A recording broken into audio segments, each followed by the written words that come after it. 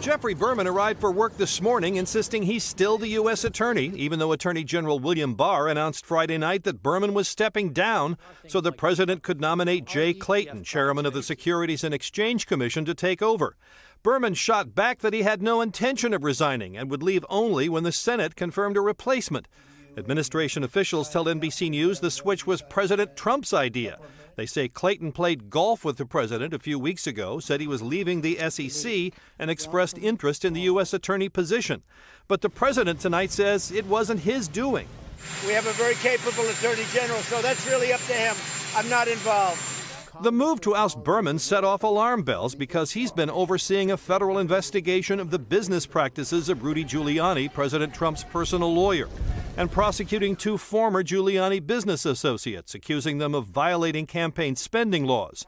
Democrat Chuck Schumer, New York senior senator, said Clayton should withdraw to spare his reputation. And Republican Lindsey Graham, chairman of the Senate Judiciary Committee, said he'd allow Schumer to block Clayton's nomination.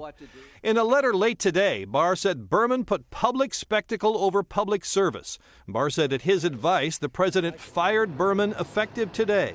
The Southern District of New York is involved in a number of very sensitive cases involving friends and allies of the president. And so even if it's lawful, it just looks very, very bad. Barr also directed the Justice Department's Inspector General to monitor the New York office to make sure that cases are handled appropriately.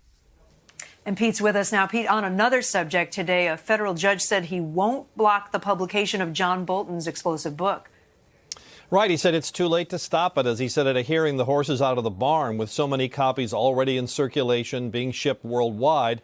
But the judge also said that Bolton did disclose classified information in the book, exposing himself to a lawsuit for the government to seize his book profits and to potential criminal charges, Kate. Hey, NBC News fans, thanks for checking out our YouTube channel. Subscribe by clicking on that button down here and click on any of the videos over here to watch the latest interviews, show highlights, and digital exclusives. Thanks for watching.